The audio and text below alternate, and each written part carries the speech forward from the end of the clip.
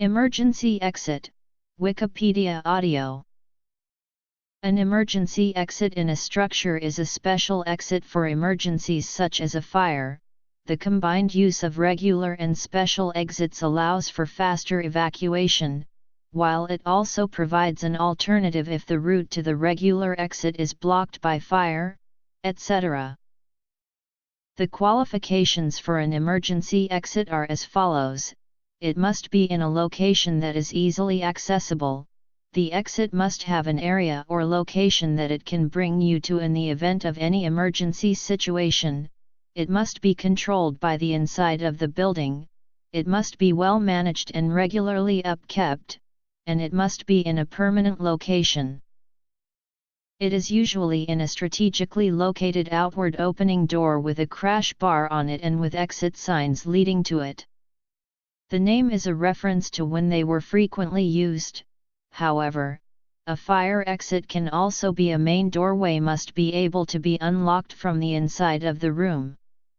A fire escape is a special kind of emergency exit, mounted to the outside of a building. History. Following the events of the Victoria Hall disaster in Sunderland, England in 1883, in which more than 180 children died because a door had been bolted at the bottom of a stairwell, the British government began legal moves to enforce minimum standards for building safety.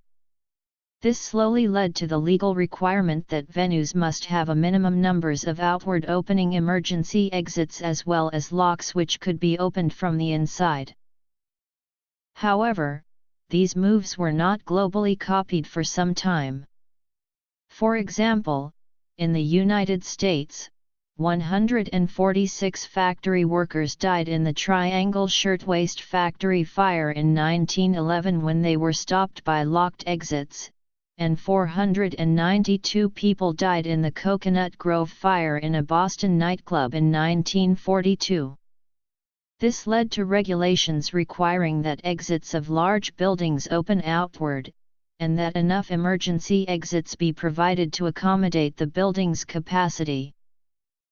Similar disasters around the world also resulted in public fury and calls for changes to emergency regulations and enforcement. An investigation was launched by the Argentine federal government after 194 people were killed during the 2004 Republica Cromañón nightclub fire in Buenos Aires, Argentina. The emergency exits had been chained shut by the owners, to prevent people from sneaking into the nightclub without paying. Local building codes will often dictate the number of fire exits required for a building of a given size. This may include specifying the number of stairs. For any building bigger than a private house, modern codes invariably specify at least 2 sets of stairs. Furthermore, such stairs must be completely separate from each other. Some architects meet this requirement by housing 2 stairs in a double helix configuration where 2 stairs occupy the same floor space, intertwined. For old buildings that predate modern fire code requirements and lack space for a second staircase, having intertwining stairs so close to each other may allow firefighters going up and evacuees going down to use separate staircases. Westfield Stratford City uses this configuration in the upper car park. This part of the building has 8 stories, L, G and 1 are part of the shopping center, 2 has some offices and a storage area, CP1, CP2, CP3 and CP4 are a multi-story car park. The floors are served by the main public lifts and escalators, and by 1 set of a double helix stairway and lift per 1,000 square meters, going into the service areas. The main public escalators don't count as fire exits, as the doors may be locked during less busy periods.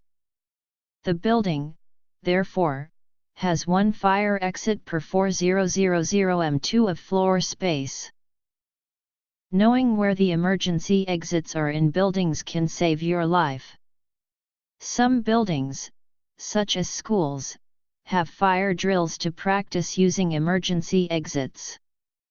Many disasters could have been prevented if people had known where fire escapes were and if emergency exits had not been blocked. For example, in the September 11, 2001, attacks on the World Trade Center, some of the emergency exits inside the building were inaccessible, while others were locked.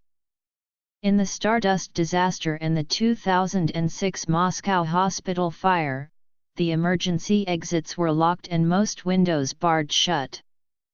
In the case of the Station nightclub, the premises was over capacity the night fire broke out, the front exit was not designed well, and an emergency exit swung inward, not outward as code requires. In many countries, it is required that all new commercial buildings include well-marked emergency exits. Older buildings must be retrofitted with fire escapes. In countries where emergency exits are not standard, fires will often result in a much greater loss of life. The UK Health and Safety Regulations 1996 define a fire safety sign as an illuminated sign or acoustic signal that provides information on escape routes and emergency exits. Well-designed emergency exit signs are necessary for emergency exits to be effective.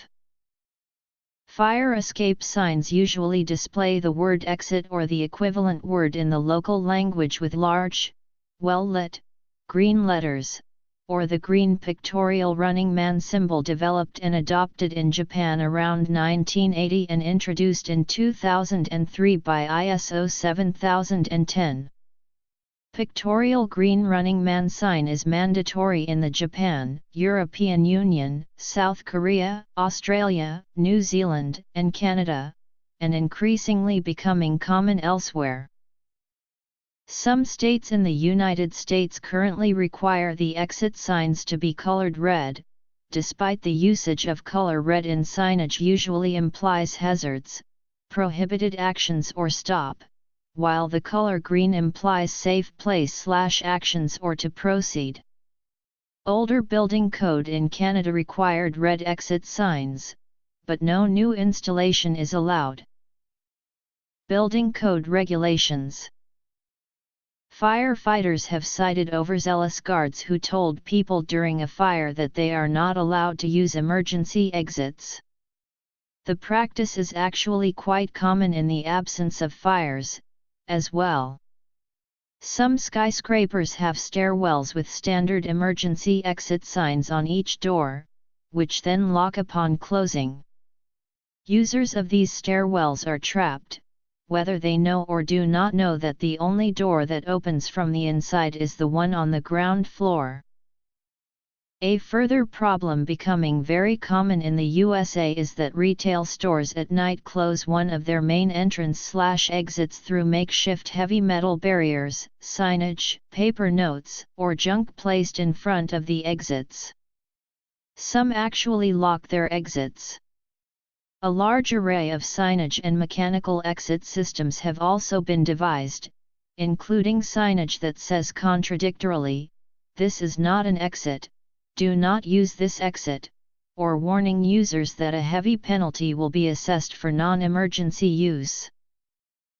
Some systems do not allow the exit to be opened until the user signals the intention to exit for some amount of time, such as 20 seconds. It is also common for these exits to remain completely locked until somebody tests them. In aircraft terms, an exit is any one of the main doors and an emergency exit is defined as a door that is only ever used in an emergency. Passengers seated in exit rows may be called upon to assist and open exits in the event of an emergency. The number and type of exits on an aircraft is regulated through strict rules within the industry, and is based on whether the aircraft is single or twin-aisled, the maximum passenger load, and the maximum distance from a seat to an exit. The goal of these regulations is to make possible the evacuation of an airliner's designed maximum occupancy of passengers and crew within 90 seconds, even if half of the available exits are blocked. Any aircraft where the emergency exit door sill height is above that which would make unaided escape possible is fitted with an automatic inflatable evacuation slide, which allows occupants to slide to the ground safely.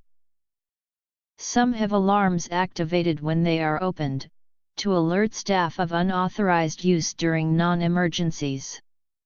On many exits, the user may have to hold down a crash bar or other door opening device for a period of time to unlock the door. Many exits have a sign reading, "Emergency exit only." Alarm will sound if opened, to warn of the fact that it is an emergency exit only. Signage. Problems with emergency exits. The top emergency exit on a public bus.